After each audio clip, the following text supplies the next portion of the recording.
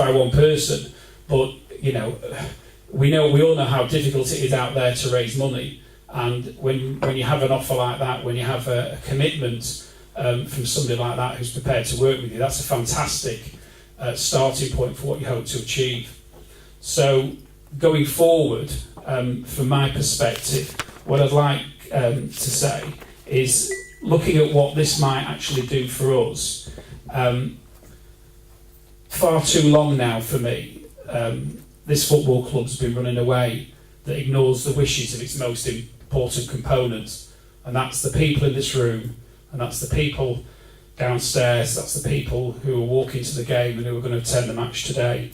We are Blackpool FC, and it's about time that we were recognised as such. So for me, the trust will give us that extra bit of gravitas, extra bit of credibility, and make it more and more difficult for us to be ignored. As I've said before, it will also give us that legitimacy to allow us to hold the club to account. When you're dealing with the media, when you're dealing with other organisations, when you are a trust, I think you take a little bit more seriously. Football associations, supporters associations can be set up on a whim and can fold on a whim. There is a lot more commitment involved with the trust, and from that, and we're accountable. We're accountable to Jackie's organisation, and we can also look to Supporters Direct, and we can look to our other friends and supporters trust to give us assistance. Over the last 12 months, we've forged some great relationships. We've been over to FC United and saw a fantastic 4-4 draw against Worksop. I can't remember many of those at Bluefield Road recently. And it was great to see the mix of people there and the setup there. And I've only seen the Google Earth images of the new stadium. It looks fantastic. So, £6 million stadium when they've started from scratch. I mean, it's an awesome achievement what they've done. We've also developed relationships with Wrexham, and we've got some great ideas as to what we might do with them. And these things come because you're working towards this trust objective, and there is a sort of a camaraderie that comes with that sort of overrides any rivalries that you might otherwise have on the football pitch. As I've said, I think SISA have done quite well recently in opening the doors to the media, but this trust vote for me can only take us to the next stage. We've got the Lake Football Show wanting to speak to us about this today. Again, they contacted us. They're interested in what we're doing. So the trust movement is gathering pace. You go into certain people say, well, Blackpool FC's Carl's and Owen's business, and they can do what they want with it. That's a school of thought. It's not a school of thought I share. What you tend to see is when you do have fan involvement in a club, it doesn't necessarily mean that you can't generate that into a successful football club as well. The classic example, of course, in the upper levels of the game is Swansea City, where Swansea City have a constitutional, it's just under 20% interest in the football club, born out of their involvement in salvaging the club 10 years ago. And they work, the perception is that they work very, very well with their board, and they provide a very, very positive contribution to what goes on at that football club. And I'm sure they've been heavily involved in some of the better decisions that have been made, and maybe some of the decisions that have led to Swansea City staying in the Premier League as long as they have. You also look, wider. If you go into Europe, all the Champions League semi-finalists last year were clubs who were majority owned by the fans. Real Madrid, Bayern, Borussia Dortmund and Barcelona. All of them at least 51% owned by the fans. So it doesn't have to be the case that you have a situation like you have at Portsmouth and like you have at Exeter, where supporter trust involvement comes about because of a catastrophic event. That often does happen in this country at the moment, but it doesn't have to be that way. From my perspective, I would encourage everybody here today to vote in favour of the formation of the trust. I think both from the point of view of what we're doing at the moment and what we can do and what we can also bring to the community, it's the way forward. Just before I finish, what I would just like to do is just make a couple of thank yous, if I may. First of all, I'd like to, and this is just because I don't think I'll be speaking again. I'd just like to thank very the guests particularly for coming. As Jackie's already said, she's given up a rather important game today, and we don't normally do meetings like this on match day. We were quite keen to do it from the point of view of our exile members, people who live out of this. I think Blackpool probably, as a club, has a lot more people who live out of town than might normally be the case, and it was important for us that they could attend. So it's very, very much appreciated, and everybody up on this top table here have all given up their time for our benefit. So I'll just ask you to give them a quick round of applause from me.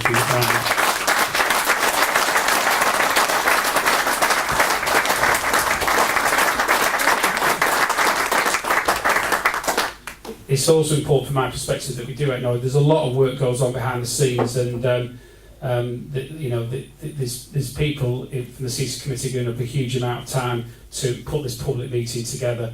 Kevin in particular has done a huge amount of work, and also Nathan with the setup here. So really, really appreciate it, guys. But beyond that, we'd like to thank the people who've come here today, because from our perspective, this isn't about SISA. This is about Blackpool and about the town, and it's of vital importance from our perspective that we did have a show of support, and I think we've seen that. Really, the other slightly humbling thing from my perspective was the show of support we've had from those who can't be here today. There's a lot of fans out there who don't even live in this country anymore. Some of you might be on the old mailing list, which has been going for many years, and there's a lot of Blackpool fans there who've moved away, and I think in total we've had Kevin might be able to give the actual number, but there's over 200 messages of support over the course of the last few days, a majority from whom are from people who literally either live too far away or alternatively have actually emigrated and can't be here. I mean, I personally have messages of support from China, Hong Kong, and where else? The Middle East, Australia, Jersey. I'm sure there's other people. I'm sure there's other people going to make Thailand, Australia, Brazil, Lesotho, Kuwait, Canada. It has been humbling, because from my perspective, to get that type of response from all over the world has been fantastic. And in particular, I'd particularly just like to mention, as my son's a member, the NATO guys. That's the North American Tangerine Army. They've got a fantastic group over there, and it's all worth Google them and go and have a look at the website and see how passionate a group they are. I think they have about 70. No doubt it's probably more than that now. But 70 plus members all over the States. And there's James Guy and Jeff Hembry, who's actually one of our exile liaison officers who deals with the worldwide fan base, and they do a fantastic job over there. They've done an online poll of all their members, and they've given us 100% backing for what we're doing here today. So just to conclude, thank you very much for attending. I hope you can see the potential benefits for the Trust for Blackpool, and I hope you will give us your support. Thank you.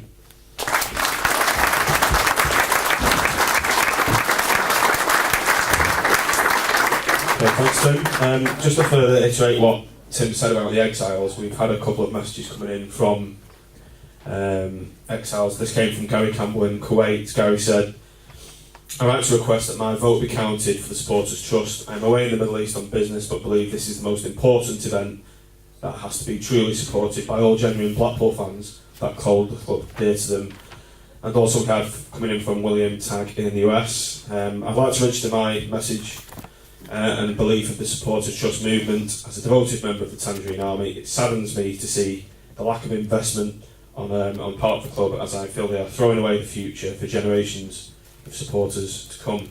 I encourage all fans who are able to attend to vote yes. We need to rise as one voice and show that Blackpool Football Club is more than just a business. It is a way of life and a rock in the foundation of the community. So thanks for that, William. Right, now we're going to move on to the question and answer section. Can I just ask you to be courteous to one another and to the panel, and to raise your hands if you have a question, and address which member of the panel you would like to answer your question. So if you'd like to just raise your hands, it's you, sir. For Kate, really. I work in sport coaching, like at quite a high level, and I've done a lot of school coaching, and I know how important this is to get the if we do become a supporters trust, to get that to get our message into schools. Where have SC United found their best source of funding? So I know county sports partnerships especially will fund those types of initiatives. I'm straying out my area of expertise when it comes to funding. I like to talk to people, but I'm not so good at doing that. We have a community manager who actually funds himself to support us in raising funding. We have gathered quite a lot of experience over the last years of accessing different sources of funding, so we do have a range. Some of it's local, some of it's Sport England, some of it's Football Foundation, and all the obvious big ones. But we are getting more innovative, I think. We're sort of getting to the stage now where we've agreed what our priorities are for coaching in particular and who we're going to try and tap into, and then building a sort of a profile of funding bids that have been successful. We are currently looking at things like European volunteer funding, which is really good, a good one if you can sort of get into that sphere, because we're looking particularly at the moment around something. We mentioned Kenya before. We're looking at the possibility of taking our young people who we've already engaged at a local level from grassroots right through to international sports coaching themselves, delivering back into East Africa, and the European funding, volunteer funding applies for countries outside of Europe, for example. So we're starting to think, hang on a minute, how can we actually deliver what we want to do by accessing funding in different areas? So I guess if you want more specific information, I can arrange for us to get you that. I'm not able to reel the list off, but I would say our approach is based on experience and then trying to get a wider view about where you can access funding from. I think that's going to be crucial too. It's going to be crucial that, and if we can get a strategy for that'll help us a lot. Yeah, and the reason I'm here today is because, as Jackie mentioned before, the point of having a supporters trust, the point of being part of that network, is that it overcomes rivalries and you actually benefit each other by sharing knowledge and information. I'm here because I met up with these guys at the supporters trust event, and we've come along to help and support because we've got scars on our backs of having been through some of that. Okay, yeah. Tangle myself, huh? Any injury claims, do we? No. Next question, you say, yeah? This one's for Tim. Where are we with the share situation? Do we have any shares at all? Did Valerie offer any shares up? Just for the room, that was the question was, what's the share situation with Blackpool, and did Valerie offer any shares? Blackpool. The current position, of course, is that as a support association we can't own any shares. One of the advantages of converting to trust status is that opportunity does then exist. As Paul's mentioned, they've been donated some shares. There are shares out there. It is a relatively small percentage. The vast majority are owned either by Owen Oyston or by Valerie Bellicon. The short answer to the question is Valerie hasn't offered us any shares, but there are shares out there. I know Basil have some, and there are other people out there, I think from a rights issue that was made in the mid-80s before Owen took over, that might be available and might be donated. We've been offered shares this morning from a family who has them on the basis of becoming a trust. Well, I don't know if you all heard that, but Kevin's just said we've actually had an offer of a shareholding this morning as a donation from somebody subject to us securing the trust vote today. So hopefully that will put us in the position that the Blackburn Trust is in, where they've at least got the right to attend the AGM, to ask questions, and to secure rights to access to the accounts earlier than otherwise would be the case. There are no AGMs. There are no AGMs as well. There we go. Would the owners force you to sell them shares? Because you don't own any. Well, from the point of view, if you own the shares, well, I'm not a company lawyer, but my understanding is if you own the shares, you depending on the Articles of Association, you can't be forced to sell them. But obviously, a very small shareholder doesn't carry a great deal of weight, but it's a starting point. I mean, Paul's talked about their main objective is to purchase the club. We have other objectives, and I'm sure every other trust has a slightly different approach. Our starting point is that the trust will provide an umbrella organisation, hopefully for all Blackpool fans, to come together and to allow us to exert the pressure that we feel we need to exert at the moment on our owners to do what's right by us. But there are then the things develop, and you never know ultimately where you may end up. And if you've already got the trust there and you've got it ready to go, then a situation might arise which would allow you to have a greater deal of influence at board level. And Swansea, again, going back to that, is a classic example of that, where they ended up getting the consortium together that actually ended up buying the club, and they've been given a privileged position arising out of that cannot be diluted. So things change, don't they? Things change. There's always an element of fluidity. I think at the moment you're going to say a very, very small shareholding isn't going to have a great deal of influence with the majority shareholders at our club at the moment. But what was interesting from mine and Steve's perspective was, when speaking with Valeri, whilst he didn't make any offer of shares, he was keen on the social responsibility that football club ownership brings with it, and he seemed to recognise the ideas and principles that we've heard about up here today, and that was very refreshing from my perspective and from Steve's perspective to hear where that ultimately will take us. It's small steps for us at the moment with that relationship, but we, since we've returned from Riga, we've been in, maybe not quite in daily communication, but most certainly 3 or 4 times a week. Well, Steve's laughing. I think he has been in daily communication. About 3 or 4 times. So, no, but we have had a regular dialogue, and we're hoping that's something that we can build on. And, the last parachute payment comes in August. Who knows what the future holds?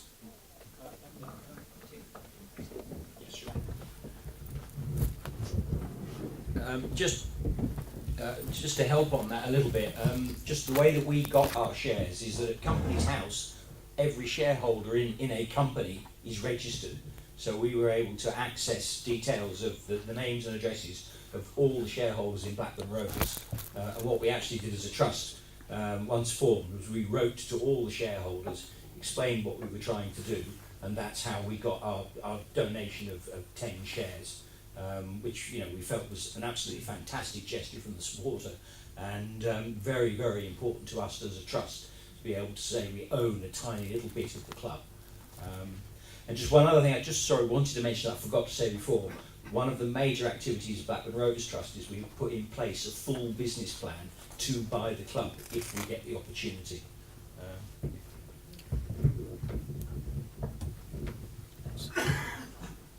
Okay, next question. Of all the trusts, is there any owners that haven't welcomed the trust, or did all the owners welcome the trust? Absolutely not. The reason that What's the reason they didn't like the thing? I think that owners don't like organised fans. Fans getting together is a pretty powerful position to be in. To be together, we're always going to have niggly disputes about this, that and the other, but to have fans joining together, to be organised, to be registered with a legal constitution is a pretty scary thing for an owner.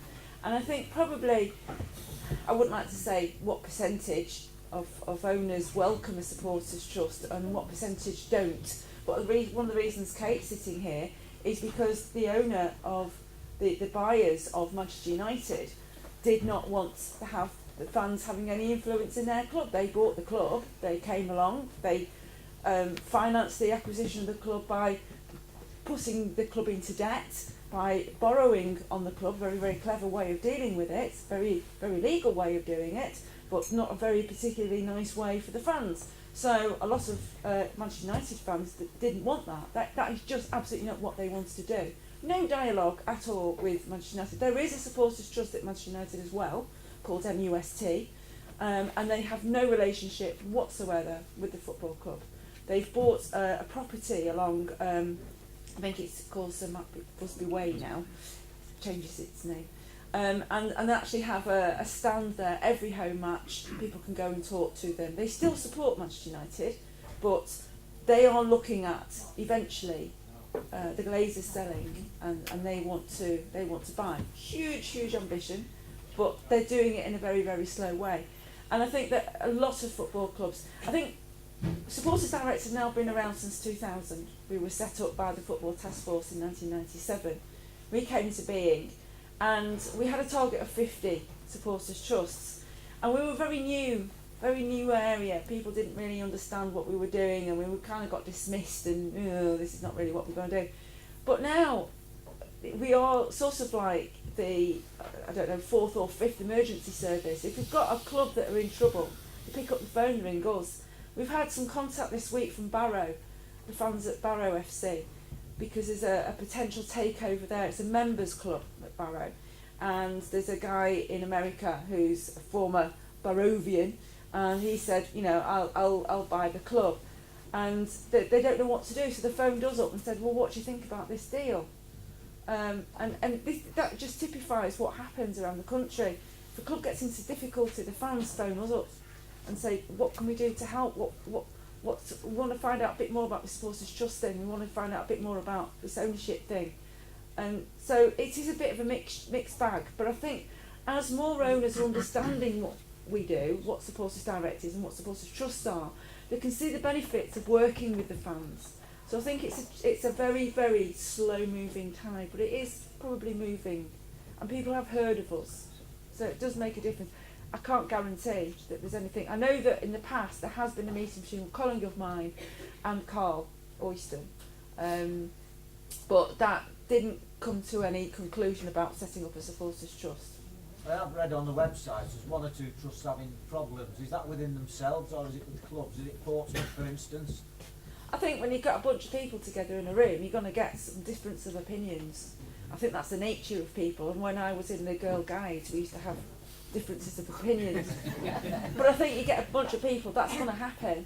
And I think it's a healthy thing to have difference of opinions. And I think that there are situations where it becomes a little bit difficult.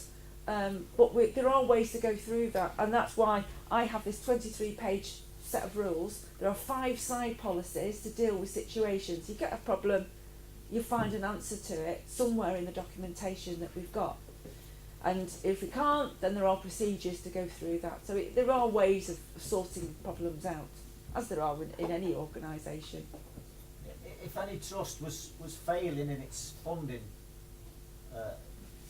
priorities, would you help out on that? What would you do if a trust was coming to you for help, saying we can't carry on, we can't get enough money together to exist? What do you do? Have you had a trust we've had a few situations where the fans have decided for whatever reason it's not for them.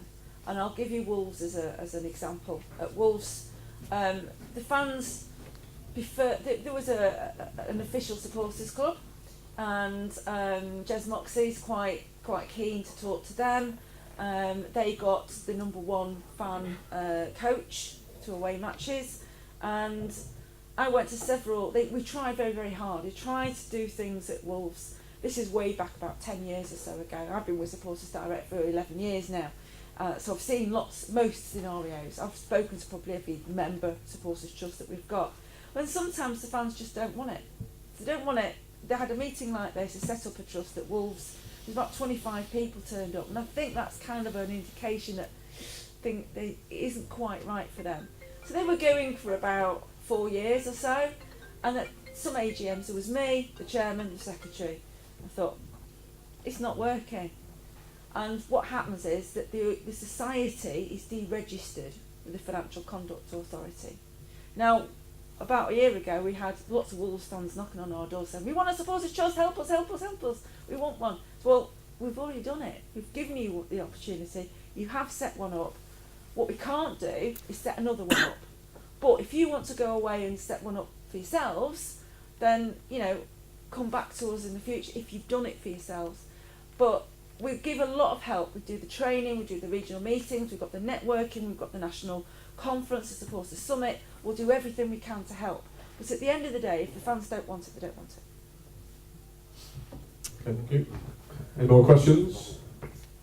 Chris? Yeah, just a question for Paul. What's the relationship like between the Rovers Trust and the Venkies? What's the relationship like between the Rovers Trust and the Venkies? Well, it's summed up in one word, and that's non-existent. Two-way,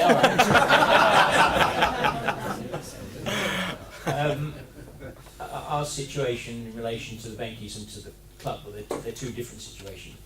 We have a good relationship with Derek Shaw, who is the managing director. I'm not sure if managing director or CEO, but anyway, we have a good relationship with him. We speak with him on a regular basis, and I think he recognises the importance of talking to us. We made a full and very professional presentation to the Venkies, which we know was delivered to them. We haven't met them, but we know it was delivered to them, about trusts in general and the objectives of the Rovers Trust. We received absolutely no response to that whatsoever. So that, you know, really tells you, you know, where we are as a trust in relation to our owners. It's not good, really, is it? Yeah. Sounds familiar.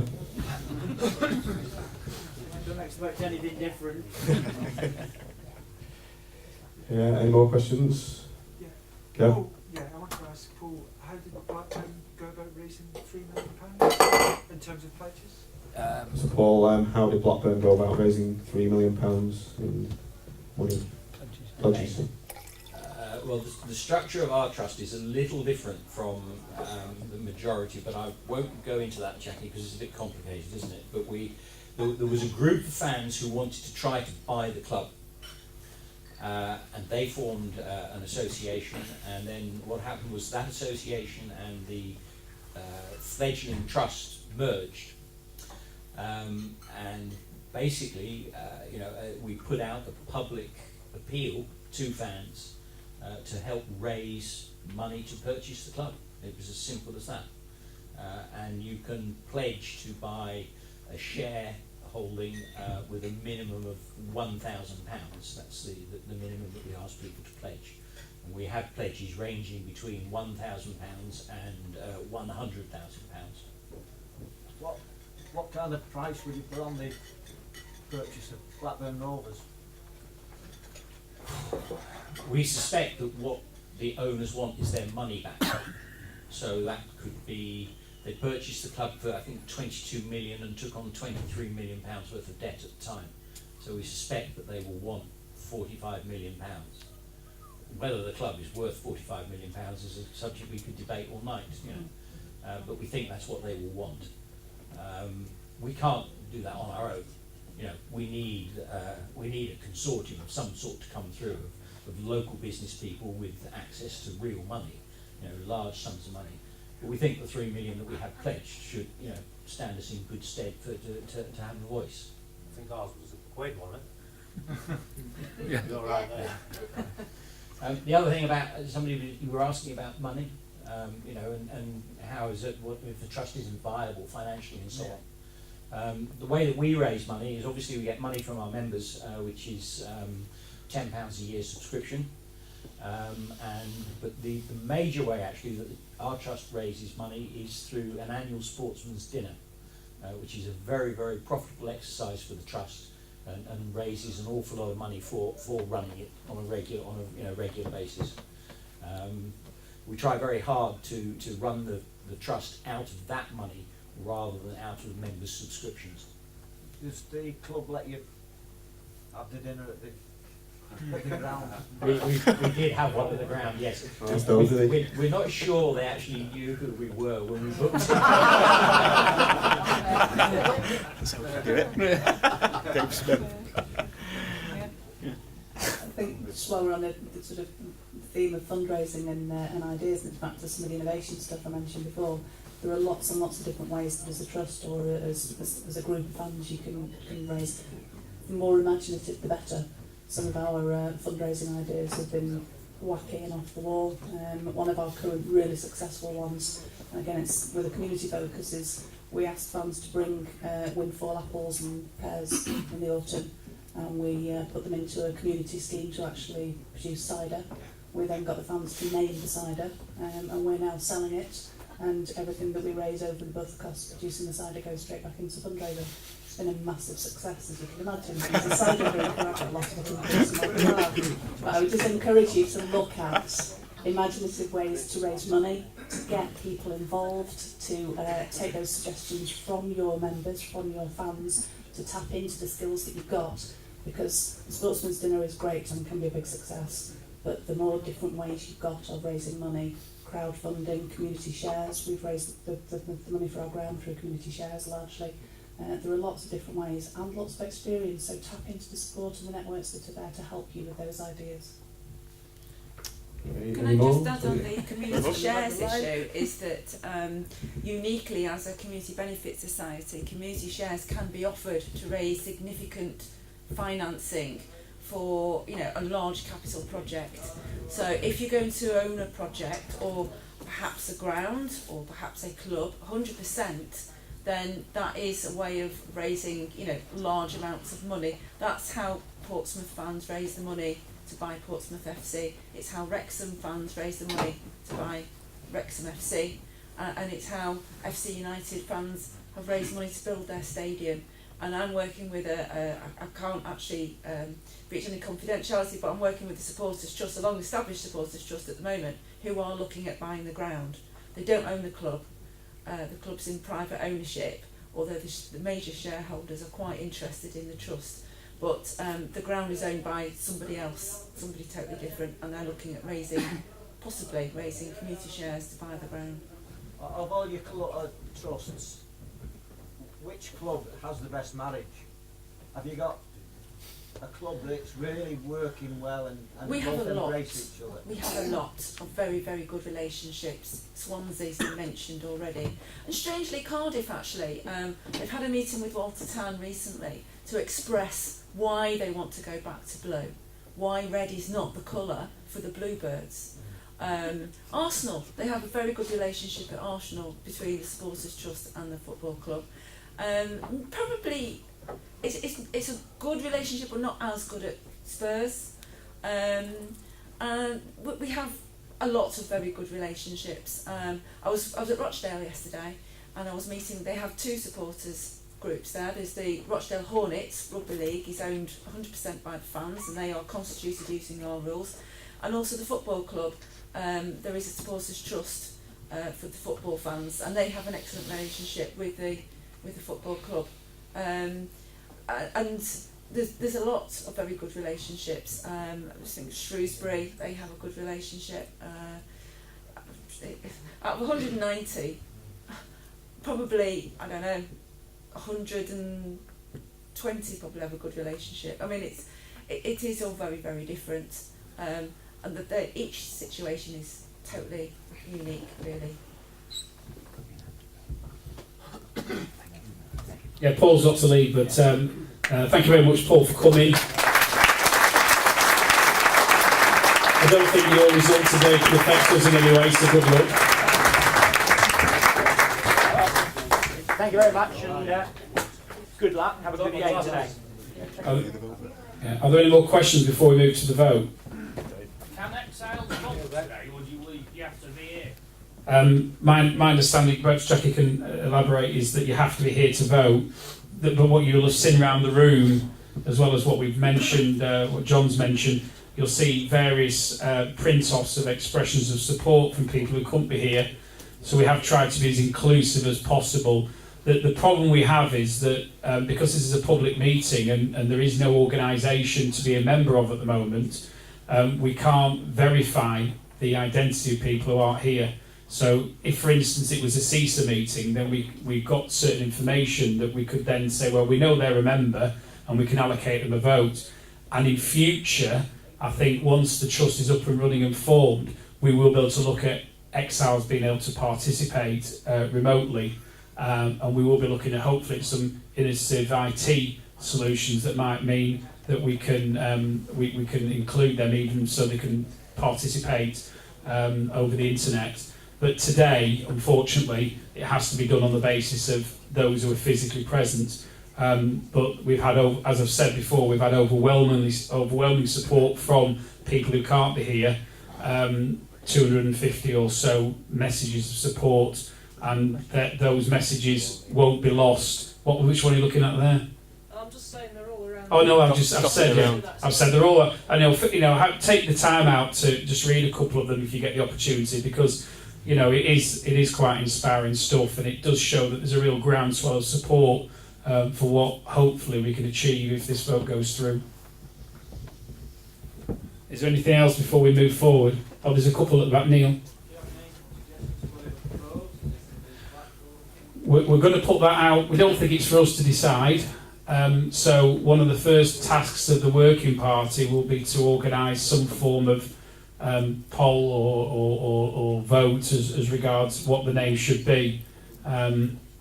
There's a school of thought that said it should just be, as it is on the tin, Blackpool FC Supporters Trust. Tangerine Trust has been mentioned, and there may be people who can come up with a more innovative name than that. But it will be the members and the proposed members of the trust who will decide that, not us. That's one option. It's going to be up there for the vote. So, but we will be inviting nominations for names. Can I just mention that there's actually two names. There's the registered name with the Financial Conduct Authority, which has to end in the word limited. But that's just the registered name. So it could be something like Blackpool Supporters Society Limited. But then there's the common name, the trading name, the name that you're known by, which could be, whatever, Tangerine Trust or whatever the people decide. So I think the registered name may not be as decided by every single person who's likely to be a member, because you need to get on with it and need to get it registered. But that is only going to be used by the FCA. The common name, the name that you're known by, the trading name, would be something that will be put out for everyone to have an opinion on. One more question. If we set up the trust, what happens to CISA at that point? Well, the plan is effectively that CISA will dissolve itself, and that the we're all committed, if this vote goes through, to working within the trust. Whether we're elected or not, a separate issue. That's going to be for a decision later on in the day. Will it go back to the start again to elect a committee and everything else? There'll be a working party initially, which will work over the summer, which is, we're open to anybody who wants to participate in that to get involved. And then we will have an election of a committee which will take place. Kevin may be able to help me here. Yeah, I think what we would do is basically we'd carry on as CISA until we actually launch the trust. Then we'd ask the members of CISA if they want to dissolve CISA, and CISA would cease to exist just as the trust comes into formation. So we'd be able to continue working effectively right through until the trust is properly formed. But it's a decision for the members of CISA to make. If the members of CISA want to carry CISA on, that's their business. But we think that a trust is what this town needs, what this club needs. And we don't need any more supporters representation. We're not going to be, and Paul mentioned they're sort of focused on one particular objective. Whilst obviously our objectives are still up for discussion, we say our objectives as wider, as being as encompassing a supporters association. So everything that CISA does at the moment will be done by the trust. So that we would say there isn't a need for CISA only for that reason. But as Kevin says, it's not our as a committee. We might well have a view. At the end of the day, the members will decide. Anything we've got if we have money left over, which we may have a small amount of money left over at the end, then under our constitution we're to donate that to a suitable cause, and the suitable cause I would suspect is the trust. So anything that we have left over will just effectively, as we will do, migrate across to the trust. Okay, I think we've reached the point now for the votes. Any more questions? Sorry, just one more question there. Sorry, Yep, can I yep. just ask quickly? Is there any other organisation that set up the trust, which is obviously for the benefit of the fans and the community and the football club, that has no relationship with the official supporters club? Because I find it very disappointing, because I'm a past chairman of BISA, my colleague is, and we were founder members of BISA, and I can't understand why they won't involve you with any dialogue. Yeah, I met with BISA a few times actually over the past 11 years, and we did talk about a trust, and they went away, they had to think about it, they decided no, supporters trust wasn't for them, it wasn't for the fans of Blackpool at that time. And also a colleague of mine has also more recently, probably about 2 or 3 years ago, came and had a chat with some BISA people, and they decided that it wasn't for them, and that, that's absolutely it's a fine. lack of dialogue really with SISA. But there is a lot. Yeah, I mean, there is a lot of situations, examples where there are no relationships between the supporters groups. There's a supporters trust and there's an official supporters club. Generally, you get that situation at OSCs. And it does happen a lot. I mean, lots of Everton, I suppose, is a good example. There are more supporters associations at Everton than I can shake a stick at. Lots and lots of them. And I've been to talk to them several times. My colleagues have been to meet with them, and they just can't get over the line for a supporters trust because they can't quite come together. They just can't do it. Loads and loads of different organisations. And I think it's horses for courses. Each club is different, and the fan base of every club is very unique to that club. It is just very different. I think the other thing I would add is that unofficially there is dialogue, reasonably regular, and the door's always open at our end. And I've said, and I'll say it again, that as far as I'm concerned, I'd like to think the trust could be an umbrella organisation for all Blackpool associations, including BSA, including Basel, including NATA, including Seasides across Scotland, and any other organisation, and the Yorkshire guys, and the Chorley branch. So we'd like, whether they would want to come into the trust or whether some of them might want to affiliate with the trust, that's for another day. But one day I'd like to think there'll be one independent voice for all Blackpool fans, and that's why I'm sat up here. I wouldn't be here otherwise, because that's what I believe in and that's what I want to see happen. Okay, any more?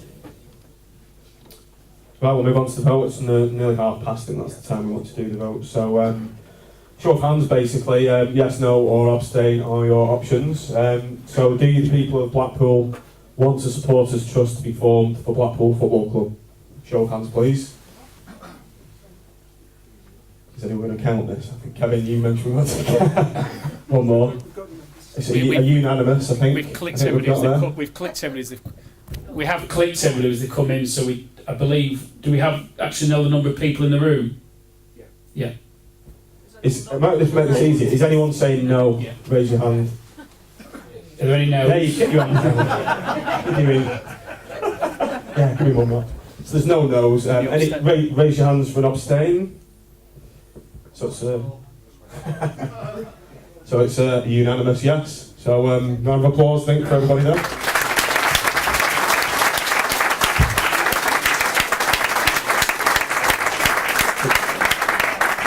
So the next step is, Kevin, I believe the clipboard's going to be passed around for people to give the contact details. Is that right? Yes, please. So basically what this clipboard is, it's just for people who are interested in becoming members of the trust. Just leave your contact details on there, and we'll. And also, if they're interested in becoming part of the working party. And also, if they're interested in becoming part of the working party. Now we've got another vote coming up for the working group. do you, the people of Blackpool, want the working group who have arranged this public meeting, i.e. the SISA committee, to continue with their work to form a Blackpool FC Supporters Trust? Again, a yes or no. So raise your hands for yes if you're happy with that.